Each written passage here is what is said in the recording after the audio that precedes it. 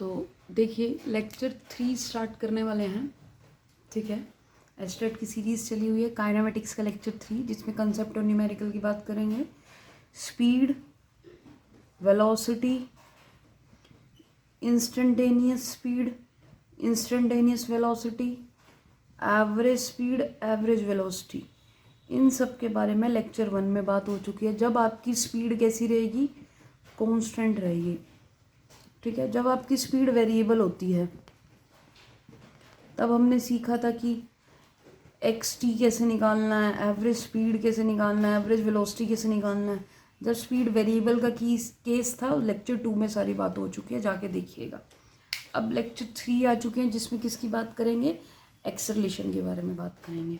बात समझ में आई? किसकी बात करेंगे, एक्सेलरेशन की बात करेंगे, ठीक है।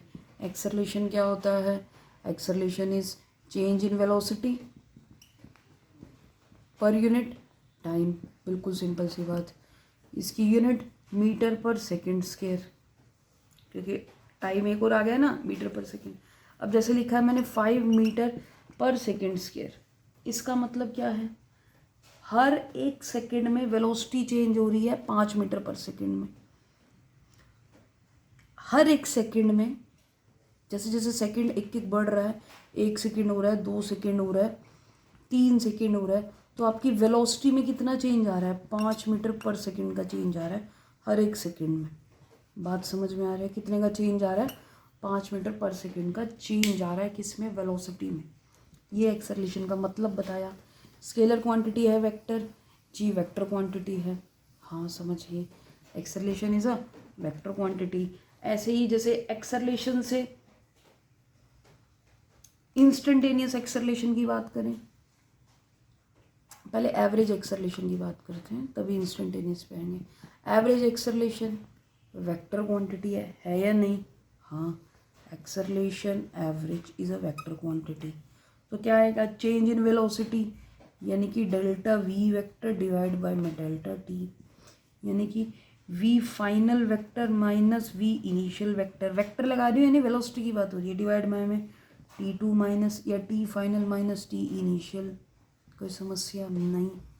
अब अगर इसी में ही मैं limit delta tends T approach to 0 लगा दूँ, ये क्या बन जाएगा? एक्सेलरेशन इंस्टेंटेनियस, जिसको क्या लिखेंगे? डी वी बाय में डी टी वैक्टर। बताओ ये बात समझ में आती है या नहीं आती? हाँ आती है। तो एवरेज से उसका समझ में आया कि नहीं आया? हाँ आ गया, कोई समस्या वाली बात नहीं है, ठीक है। एवरेज से इंस्टेंटेनियस का सफ़र समझ में आ गया। अब बात ये आती है कि एक्सेलरेशन आपके सवाल कैसे, मेन हमने न्यूमेरिकल पे डील करना है, थ्योरी पे कम से कम फोकस रख रही हूँ मैं, कंसेप्ट बता रही हूँ। वो सब पढ़ना है तो फिर वही 11th-12th की बुक्स उठा के पढ़ो, तो उसमें बहुत समस्या वाली बात है। फिर शॉर्ट में बात करेंगे बहुत ज़्यादा। अगर एक्सेलरेशन कांस्टेंट है, वेरिएबल है, तो कैसे डील करना है? देखो, कांस्टेंट एक्सेलरेशन जब भी होती है तो आपकी वो इक्वेशन ऑफ मोशन यूज़ होती हैं। v equal to U plus A T, S equal to U T plus half A T square, V square minus U square equal to 2s। इसमें 2 इक्वेशन और ऐड करेंगे, पहली, दूसरी, तीसरी। इनका मतलब भी बताएंगे कौन क्या कर रहा है, ताकि कोई भी गलती ना हो सवाल में। चौथी और पांचवी भी डेराइव करेंगे अभी, ताकि आपको थोड़ी सी और फील ही जाए। न्यूमेरिकल आसानी से जल्दी सॉल्व हो, समय कम होता है। वेरिएबल में कैसे डील करेंगे? एक्सेलरेशन आपको वेरिएबल दे रखी होगी 2t+1, तो आपको कैसे निकालना है, क्या करना है, ठीक है। निकालना वही होगा, डिस्टेंस निकालो, डिस्प्लेसमेंट निकालो, एवरेज स्पीड निकालो, एवरेज वेलोसिटी निकालो, वही सब निकालने को बोलेगा। एक्स टी पोजीशन निकालो, बात समझ में आई? एक्स फंक्शन ऑफ टी निकालो। तो पहले पार्ट करेंगे वेरिएबल वाला कवर, फिर कवर करेंगे कांस्टेंट वाला। पहले वेरिएबल वाला आइए देखिए कैसे न्यूमेरिकल्स को डील करेंगे, समझ गए। फिर इसी में ही मोशन अंडर ग्रेविटी चले जाएंगे, फिर कहाँ जाएंगे? प्रोजेक्टाइल में घुस जाएंगे। बात समझ में आई कि नहीं? अब आपको पता है acceleration equal to D we by D T होता है। ये कौन सी एक्सेलरेशन? Instantaneous acceleration. सिर्फ मैग्नीट्यूड लिया, वेक्टर साइन नहीं लगाया, ठीक है। अब जैसे आपको डी वी निकालना हो तो ए डी टी कर दोगे या नहीं इंटीग्रेट? हाँ, ये मल्टीप्लाई नहीं होता, आपको पहले बता चुकी हूँ मैं। ठीक है, जाके चेक करिएगा। इंटीग्रेट करो तो v निकल जाएगा। सिंपल। सवाल से स्टार्ट करते हैं, देखिए कैसे। सवाल देखिए क्या, पहला सवाल जैसे आपको दे रखी है वेलोसिटी ऑफ अ पार्टिकल दे रखी है, क्या velocity of particle in a, फिर is given by, velocity of particle is given by v equal to 2t² plus t metre per second में गिवन है। पहला क्या बोल रहा है, फाइंड इंस्टेंटेनियस एक्सेलरेशन। क्या बोल रहा है, इंस्टेंटेनियस एक्सेलरेशन एट 2 सेकेंड। देखो बहुत दूसरा सवाल है, बच्चे बच्चे कर लेते हैं, चलो मानी चीज़ को करने में। इंस्टेंटेनियस ना भी लिखे तो, अगर वो मान लो नहीं भी लिखता है यहाँ, तब भी आपको समझ में आता है इंस्टेंटेनियस की पूछ रहा है। क्यों, किसी पर्टिकुलर टाइम पर पूछ रहा है। इंस्टेंटेनियस का मतलब क्या था, पर्टिकुलर टाइम। जैसे आपको बताया था लेक्चर 1 में, दिल्ली से चंडीगढ़ जा रहे हैं तो पर्टिकुलर कहीं सोनीपत पे पूछ रहा है, किसी पर्टिकुलर टाइम पर पूछ रहा है क्या एक्सेलरेशन है, इंस्टेंटेनियस एक्सेलरेशन। तो यहाँ पर लिख भी दिया उसने इंस्टेंटेनियस, और अगर वो नहीं भी लिखता तो समझ जाते हैं। तो आपको एक्सेलरेशन निकालनी है, यानी dv/dt। v दिया हुआ है, हाँ दिया हुआ है, dv/dt of 2t² plus t। कर दो यार डेरिवेटिव। इसमें क्या है, 4t प्लस 1। कितने सेकंड पर पूछ रहा है, 2 सेकंड पर। t की वैल्यू 2 डाल दो, मतलब क्या ही है इसमें, 9 मीटर पर सेकेंड स्क्वायर। कोई समस्या नहीं। पहला सवाल समझ में आया, हाँ। दूसरा सवाल देखिए क्या कह रहा है, find average acceleration in 2 second. Find average acceleration in 2 second. 2 second के अंदर एवरेज एक्सेलरेशन निकालिए जी। अब एवरेज एक्सेलरेशन का फॉर्मूला क्या था वो समझ में आना चाहिए। देखिए average acceleration v final minus v initial divide by में टाइम। सिर्फ मैग्नीट्यूड बोल रहा है, डायरेक्शन की कुछ बात नहीं कर रही। v फाइनल कितने पे, 2 सेकंड पर। इनिशियल कब, जब समय 0 था। समय कितना था, 0 था। टाइम कितना, 2 सेकंड। v2 कितना आया था, अभी निकाला था 2 सेकंड पर, कितना था, 11 था, 10। अच्छा 2 पे निकालिए एक बार, v ऑफ 2 निकालिए, कितना आएगा। अच्छा वो a निकाला था, v ऑफ 2 निकालिए, 2 इंटू, यहीं पे निकाल देते हैं इसी में, 2 इंटू 2 का square plus 2 minus v of 0, 0 put करिए, 0 आएगा, डिवाइड बाय 2। ये कितना आएगा, 4, 8 और 2 10, 10/2 यानी कि 5 metre per second square. Average acceleration है, यूनिट पर एक्सेलरेशन के लिए। कुछ सवाल है, नहीं, समझ गए। बात समझ में आई कि नहीं आई। अब इसमें और कैसे सवाल बन सकते हैं, और सवाल देखिए। तो आपको v दे दे a निकाल लोगे, a दे दे v निकाल लोगे। आपको v दे दिया 2t² प्लस 3, तो आपने a निकाला dv/dt। अगर मैं आपको a दे दूँ 2t³ प्लस 3, क्या आप v निकाल दोगे, हाँ। dv/dt इंटीग्रेट कर दोगे, हाँ या नहीं, हाँ। कुछ नहीं है बच्चों वाले सवाल, हाँ ठीक है। अब एक सवाल और देखो क्या कह रहा है। ये सवाल देखिए, एक्सेलरेशन, इससे सारे डाउट क्लियर हो जाएंगे। एक्सेलरेशन ऑफ अ पार्टिकल आपको दे रखी है a equal to 2t plus 1, ठीक है। फाइंड, पहले बोल रहा है वेलोसिटी निकालिए, ठीक है। दूसरा क्या बोल रहा है आपको, वेलोसिटी निकालिए, उसके बाद डिस्प्लेसमेंट निकालिए, ठीक है। फिर क्या बोल रहा है, डिस्प्लेसमेंट निकालिए एज फंक्शन ऑफ टाइम। क्या, displacement as function of time निकालिए, ठीक है। और गिवन क्या है आपको, एट t इक्वल टू 0 पर आपका u कितना है, 2 मीटर पर सेकेंड। और जब टाइम 0 है तो वो कहाँ पर बैठा है, 3 मीटर पर बैठा है, x इक्वल टू 3 मीटर। समझ में आया। ये आपको इनिशियल कंडीशन दे रखी है। अब काम करना, कैसे करोगे सोचो। a दे रखा है, v निकालना है। a से v कैसे निकलता है, a इक्वल टू dv/dt।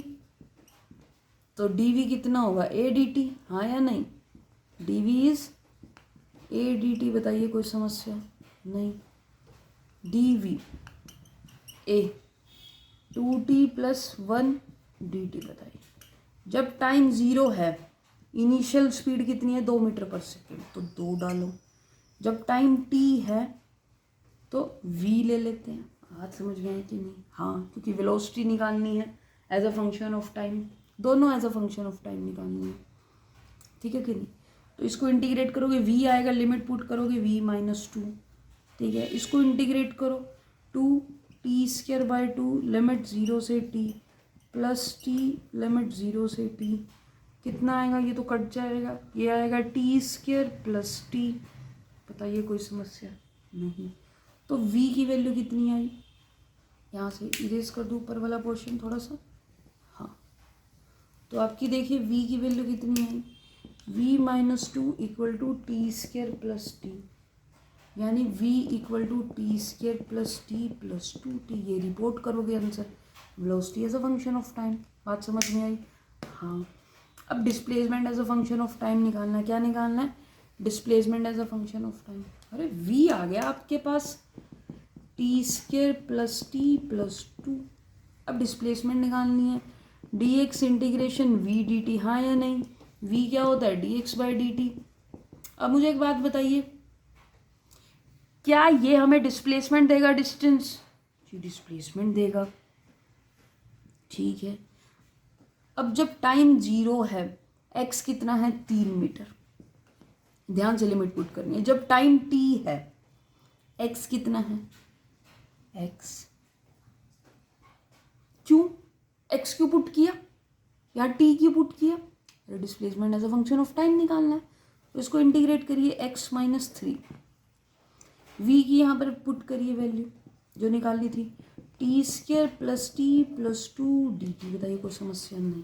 ध्यान से करिएगा बहुत। x-3 इक्वल, इंटीग्रेट करिए, t³ by 3 t² by 2 plus 2t। बताइए कोई समस्या? लिमिट 0 से t। नहीं, लिमिट पुट कर दी, यही सेम आ जाएगा।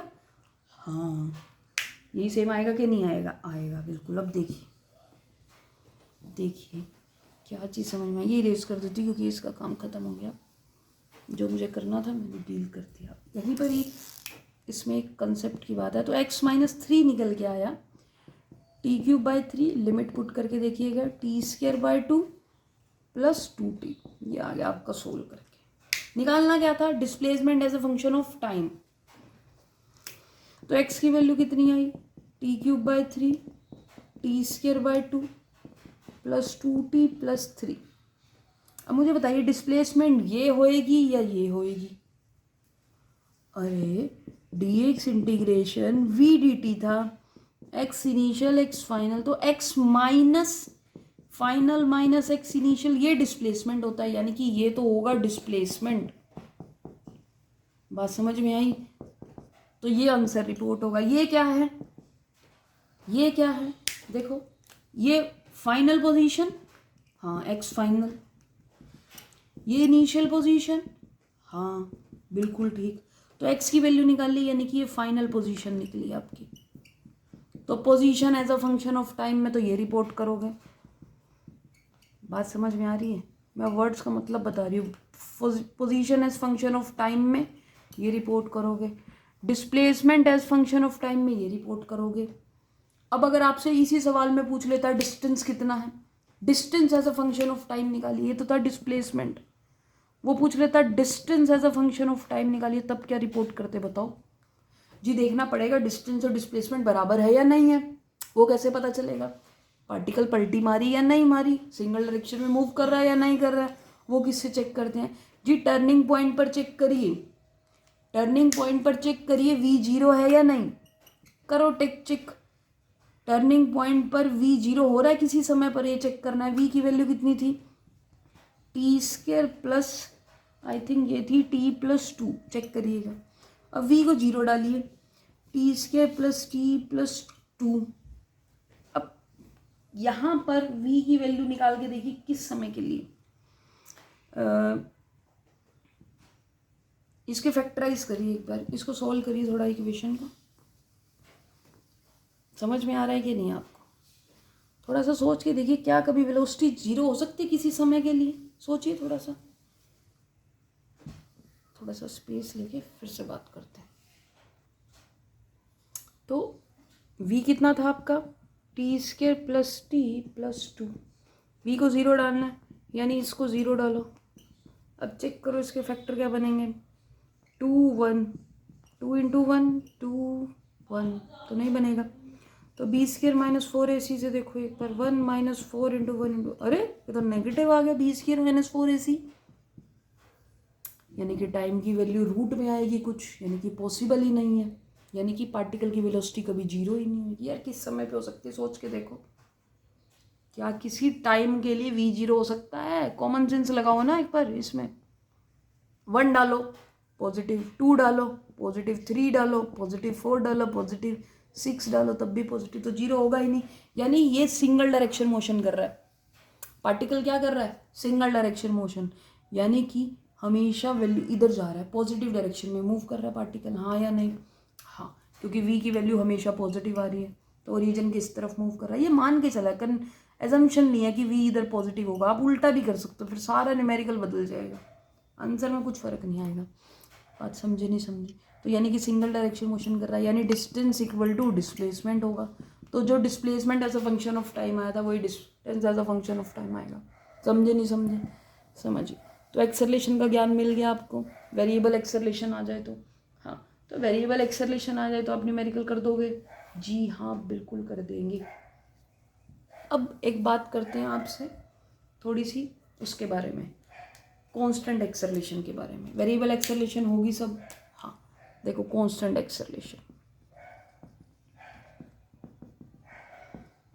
देखो कांस्टेंट एक्सेलरेशन हो तो हमारे पास 3 इक्वेशन होती है। पहली equal to v equal to U plus, derive कराने की जरूरत है, फटाफट से देखो डिराइव कराने का एक मोटिव है। जैसे आपको ये तो पता है d v equal to a d t, अभी बताया a equal to D we by D t, limit put करो तो यू वी 0 से t, तो इंटीग्रेट करोगे v माइनस यू, यहाँ a कांस्टेंट है, अगर एक्सेलरेशन कांस्टेंट है तो बाहर, और लिमिट पुट करोगे t आएगा, तो v equal to U plus A T बना या नहीं?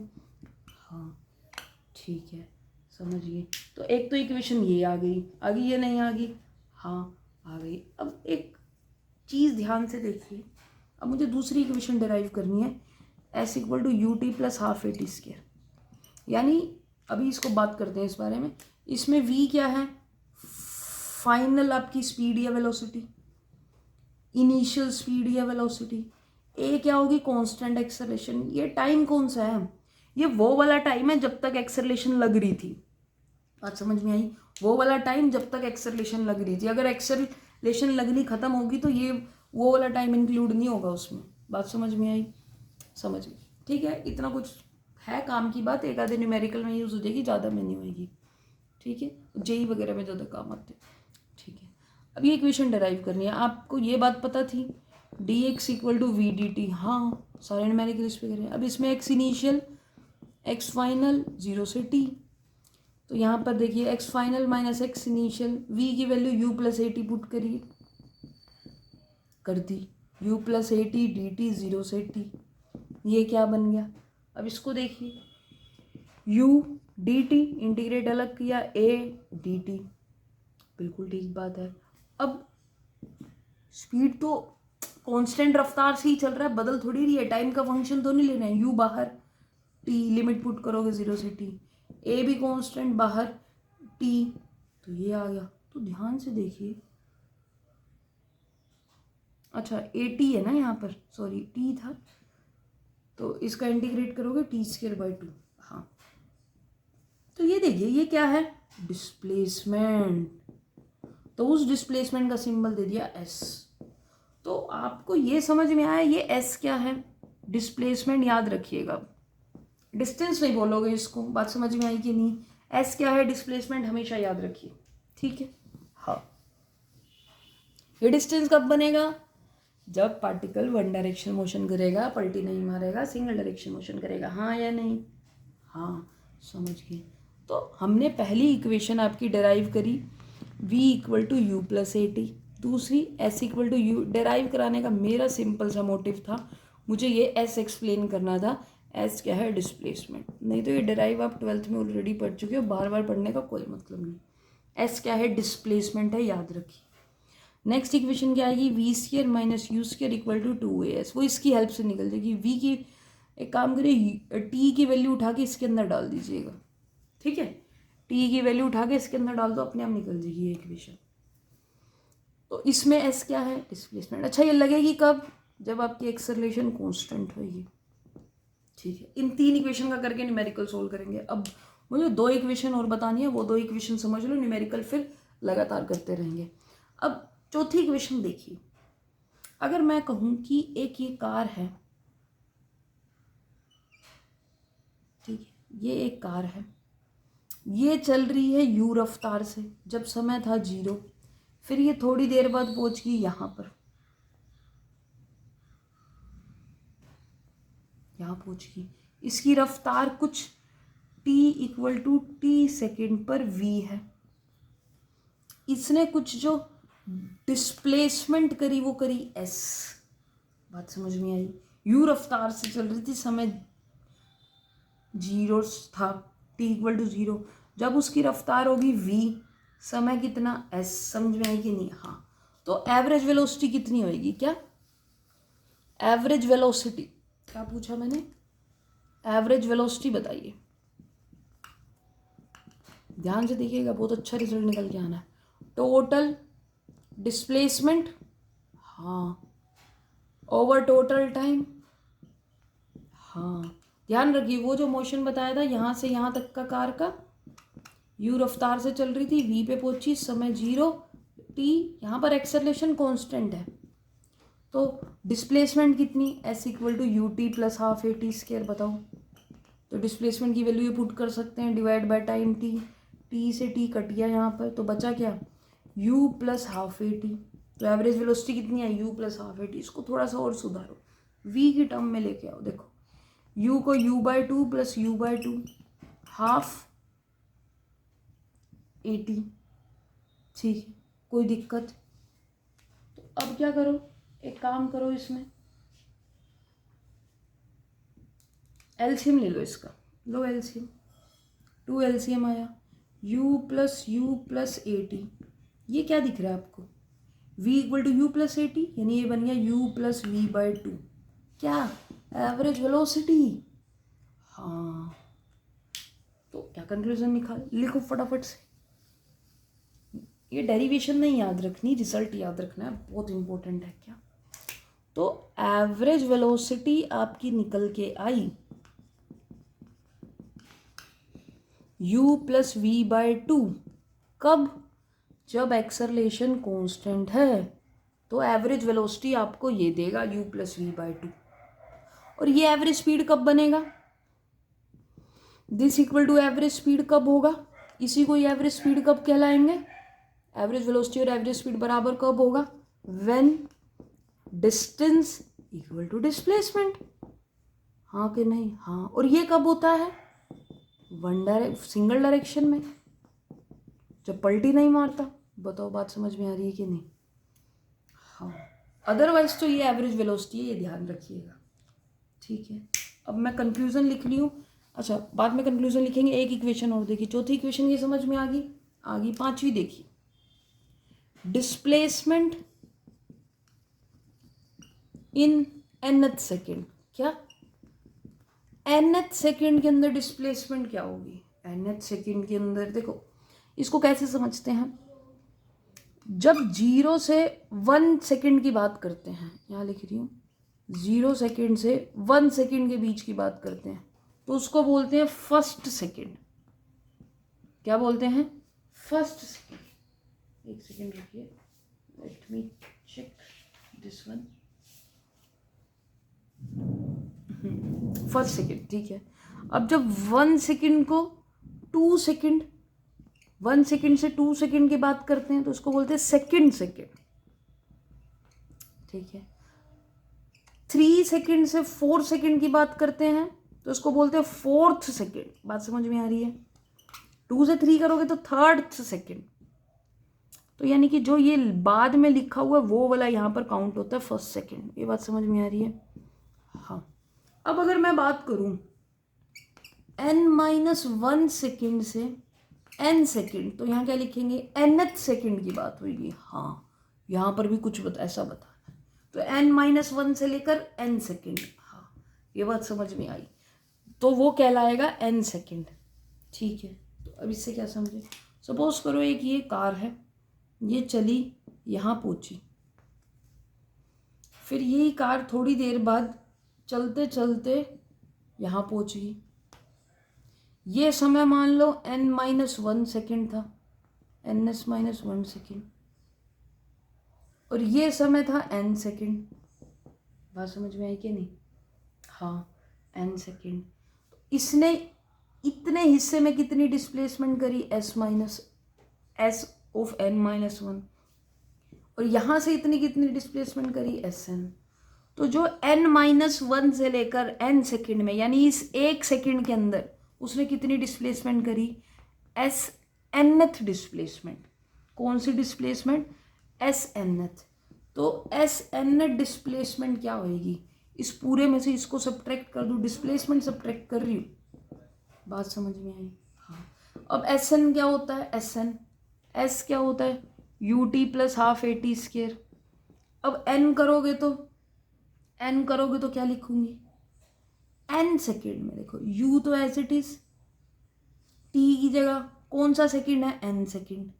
बात समझ में आई, t की जगह पुट करा, ut plus half at square होता है ना, u तो एज इट इज, t की जगह n, क्योंकि nth सेकेंड की बात हो रही है, मैं sn लिख रही हूँ। बात समझ में आ रही है, हाँ।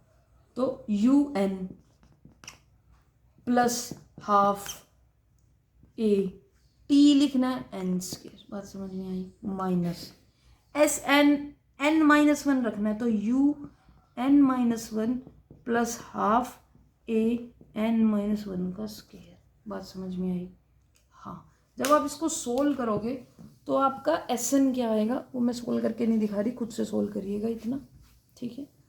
तो डिस्प्लेसमेंट इन nth सेकेंड कितना निकलेगा, डिस्प्लेसमेंट इन nth सेकेंड वो आपका कितना निकलेगा, sn, ठीक है। snth कितना आएगा सोल्व करके, आपका u प्लस a/2 2n-1, ये आएगा सोल्व करके। इसको याद रखिए, कब लगेगा, जब एक्सेलरेशन कांस्टेंट होगी। अब इसमें n क्या था, टाइम था, nth सेकेंड थी, तो n टाइम था, याद रखिए। क्या n इंटीजर ही होना चाहिए,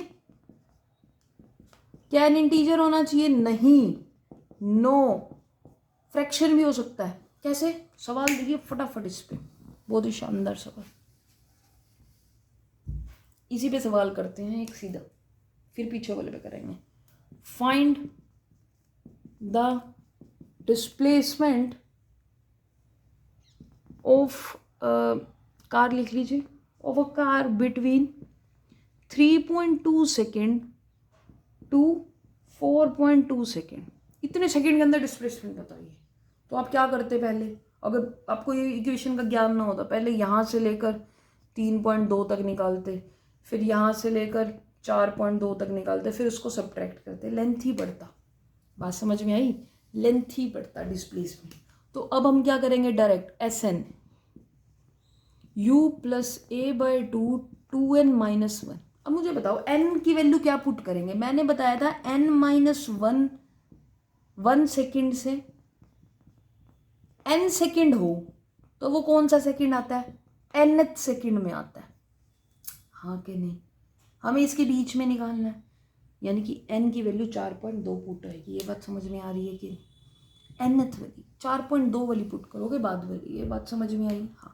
n की वैल्यू 4.2 पुट कर दो इसमें, तो s क्या निकलेगा, u की वैल्यू, u मान लो एक कार है, मैंने u नहीं दिया आपको, वो u चल रही है 2 मीटर पर सेकंड से, इसकी एक्सेलरेशन है 5 मीटर पर सेकंड स्क्वायर, ठीक है। अब निकाल दो, u कितनी 2, a कितनी 5/2, 2 4.2 माइनस, आएगा कि नहीं आएगा।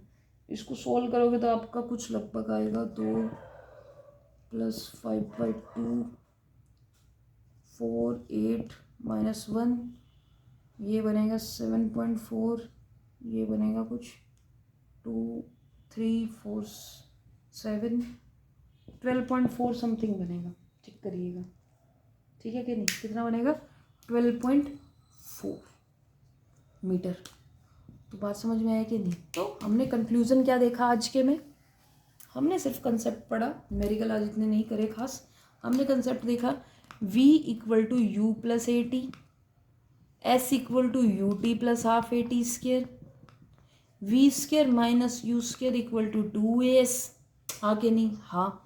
और देखा S N equal to U plus A by 2n-1, और फिर देखा एक average velocity equals to u plus V by 2, ये देखा। और ये लगेंगी कब सारी इक्वेशन, जब एक्सेलरेशन क्या होएगी, कांस्टेंट होएंगी। और अगर डिस्टेंस इक्वल टू डिस्प्लेसमेंट हुआ किसी इक्वेशन में, ये कब होगा, जब पार्टिकल सिंगल डायरेक्शन में मूव करेगा, पलटी नहीं मारेगा, तब एवरेज वेलोसिटी किसके बराबर हो जाएगी, एवरेज स्पीड के बराबर हो जाएगी इसमें। और ये जो डिस्प्लेसमेंट था ये किस में बदल जाएगा, डिस्टेंस में बदल जाएगा। बात समझ में आ रही है कि नहीं, समझे नहीं समझे बताइए, ये चीज़ आपको समझ में आनी चाहिए। ठीक है, मिलेंगे आपसे अब नेक्स्ट वीडियो में, नेक्स्ट लेक्चर में, 4th में। तब तक के लिए देखते रहिए और